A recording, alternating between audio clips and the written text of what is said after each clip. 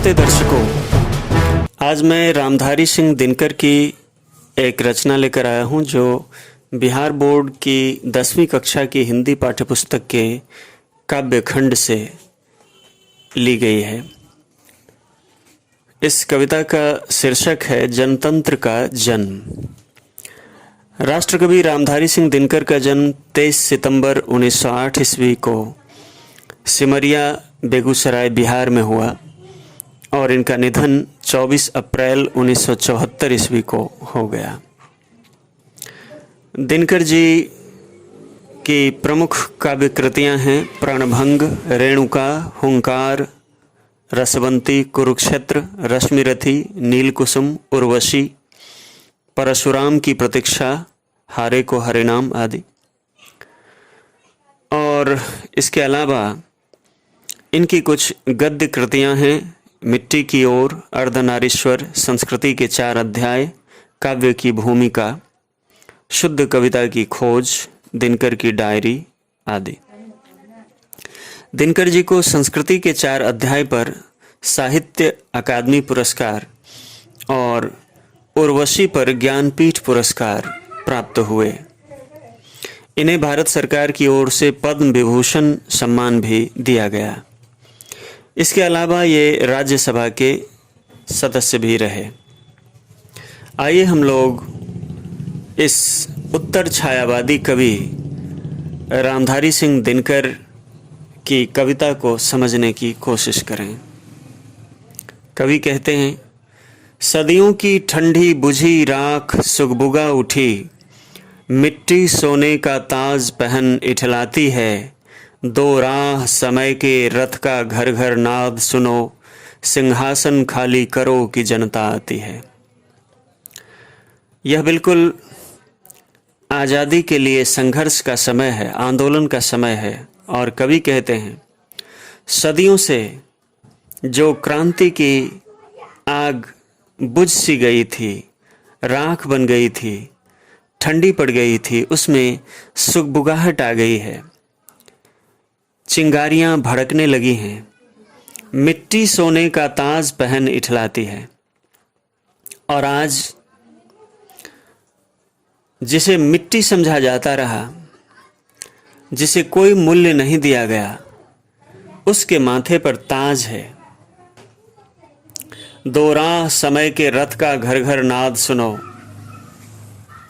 अब रास्ता दो और समय का रथ जो घर घर का भीषण स्वर उत्पन्न कर रहा है उसे सुनो, उसे अनदेखा मत करो। सिंहासन खाली करो कि जनता आती है। अब इस सिंहासन पर, सत्ता के सिंहासन पर जनता आकर बैठने वाली है। अब वे दिन गए, गुलामी के दिन गए। जनता, हाँ, मिट्टी की अबोध मूरतें वही, जाड़े पाले की कसक सदा सहने वाली, जब अंग अंग में लगे सांप हो चूस रहे, तब भी न कभी मुंह खोल दर्द कहने वाली। कवि समझा रहे हैं कि जनता वही जनता जिसे मिट्टी की अबोध मूरतें समझी गई, जो हमेशा जाड़े पाले में दर्द सहती रही और जब सारे लोग उसका शोषण कर रहे थे उस समय भी उसने अपना मुंह नहीं खोला, अपने दर्द का बयान नहीं किया, अर्थात चुपचाप सब कुछ सहती रही। जनता, हाँ, लंबी बड़ी जीव की वही कसम, जनता सचमुच ही बड़ी वेदना सहती है। सो ठीक, मगर आखिर इस पर जनमत क्या है प्रश्न गूढ़, जनता इस पर क्या कहती है। वही जनता जिसको लेकर बड़ी बड़ी जीव वाले लोग, अर्थात बड़े बड़े बयान देने वाले लोग कसम खाते रहे और बयान करते रहे कि सचमुच ही जनता बड़ी वेदना सहती है, बड़ी तकलीफ उठाती है। फिर किसी और ने कहा, यह तो ठीक है, मगर इस पर जनमत तो करवा के देख लें कि अधिकांश लोगों की इस पर क्या राय है। किसी ने कहा, यह प्रश्न बड़ा ही गूढ़ है और यह जानना जरूरी है कि आखिर जनता इस पर क्या सोचती है, वह कैसा शासन चाहती है। मानो जनता हो फूल जिसे एहसास नहीं, जब चाहो तभी उतार सजा लो दोनों में, अथवा कोई दुधमुही जिसे बहलाने के जंतर मंतर सीमित हों चार खिलौनों में। वे लोग जो बड़ी बड़ी बातें करते रहे, कस्में वादे करते रहे, उन लोगों ने जनता को एक ऐसा फूल समझा जिसे कोई एहसास नहीं, जब मर्जी हो उसे उतार लो, तोड़ लो और अपने दोनों में फूलदानियों में सजा लो। अथवा उन लोगों ने जनता को दुधमुही बच्ची समझा जिसे बहलाने के लिए बस चार खिलौनों की ज़रूरत है, बस कुछ जंतर मंतर की ज़रूरत है।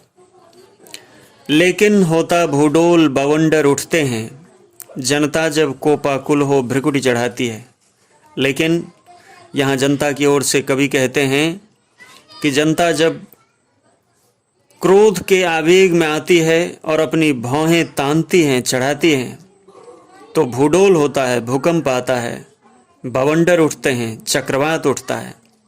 दो राह समय के रथ का घर घर नाद सुनो, रास्ता दो और समय के रथ का जो प्रचंड स्वर उत्पन्न हो रहा है उसे गौर से सुनो। सिंहासन खाली करो कि जनता आती है, सिंहासन खाली करो, अब इस सिंहासन पर कोई राजा नहीं बल्कि जनता बैठने वाली है।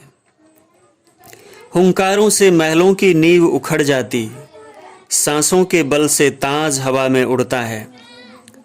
कवि कह रहे हैं कि जब जनता हुंकार भरती है तो बड़े बड़े महलों की नींव उखड़ जाती है, अर्थात उन शासकों और शोषकों की नींव उखड़ जाती है। सांसों के बल से ताज हवा में उड़ता है। वह आवेग कोप के कारण जो सांस चलती है उसके असर से उनका ताज उड़ जाता है, उनका मुकुट उड़ जाता है। जनता की रोके राह समय में ताव कहाँ। कवि कह रहे हैं कि समय की भी वो ताकत नहीं कि जनता का रास्ता रोक सके। वह जिधर चाहती काल उधर ही मुड़ता है। वह जिधर भी चाहती है समय को मोड़ देती है। अब्दों शताब्दियों सहस्त्राब्द का अंधकार, सालों सैकड़ों सालों हजारों सालों का अंधकार बीता, वह अंधकार गुजर चुका है। गवाक्ष अंबर के दहके जाते हैं और अब आकाश की खिड़की दहकी जाती है। यह और नहीं कोई जनता के स्वप्न अजय, चिरते तिमिर का वक्ष उमड़ते आते हैं। और यह किसके कारण अंबर का गवाक्ष दहका जाता है, तो यह किसी और कारण से नहीं, जनता के स्वप्न अजय, उनके जो सपने हैं, जो अजेय हैं, जिन्हें परास्त नहीं किया जाता, परास्त नहीं किया जा सकता, वे उनके स्वप्न तिमिर का वक्ष चीरते हुए, अंधकार का सीना चीरते हुए, उमड़ते हुए आते हैं। सबसे विराट जनतंत्र जगत का आ पहुंचा, दुनिया का सबसे बड़ा लोकतंत्र आ चुका है, अर्थात भारत के लोकतंत्र की बात की जा रही है। 33 कोटि हित सिंहासन तैयार करो। कवि कहते हैं कि 1-2 का राज्याभिषेक नहीं होना है, 33 करोड़ लोगों के लिए सिंहासन तैयार किया जाना है। अभिषेक आज राजा का नहीं प्रजा का है, और आज राजा का नहीं प्रजा का अभिषेक होना है, राज्याभिषेक होना है। 33 कोटि जनता के सिर पर मुकुट धरो। आज यह मुकुट किसी एक व्यक्ति के सिर पर नहीं, कुछ लोगों के सिर पर नहीं, बल्कि करोड़ों जनता के सिर पर रखा जाना है। आरती लिए तू किसे ढूंढता है मूर्ख, मंदिरों राजप्रासादों में तहखानों में। वे लोगों से कह रहे हैं कि आरती लेकर तू किसे ढूंढ रहा है, मंदिर में, राजमहलों में, तहखानों में किसे ढूंढ रहा है। देवता कहीं सड़कों पर गिट्टी तोड़ रहे, देवता मिलेंगे खेतों में खलिहानों में। देवता कहाँ हैं? कहीं छुपे हुए नहीं हैं, किसी मंदिर में या राजमहल में या तहखाने में बंद नहीं हैं। देवता सड़कों पर पत्थर तोड़ रहे हैं, वे कहीं खेतों और खलिहानों में तुम्हें मिल जाएंगे। फावड़े और हल राजदंड बनने को हैं।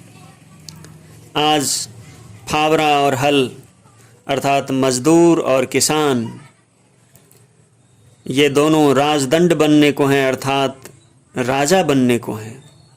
यहाँ फावड़ा मजदूर का प्रतीक है, हल किसान का प्रतीक है और राजदंड राजा का प्रतीक है। धूसरता सोने से श्रृंगार सजाती है। धूसरता अर्थात मटमैलापन जो भारतीय जनता का लक्षण है, गाँवों में रहने वाली जनता का लक्षण है।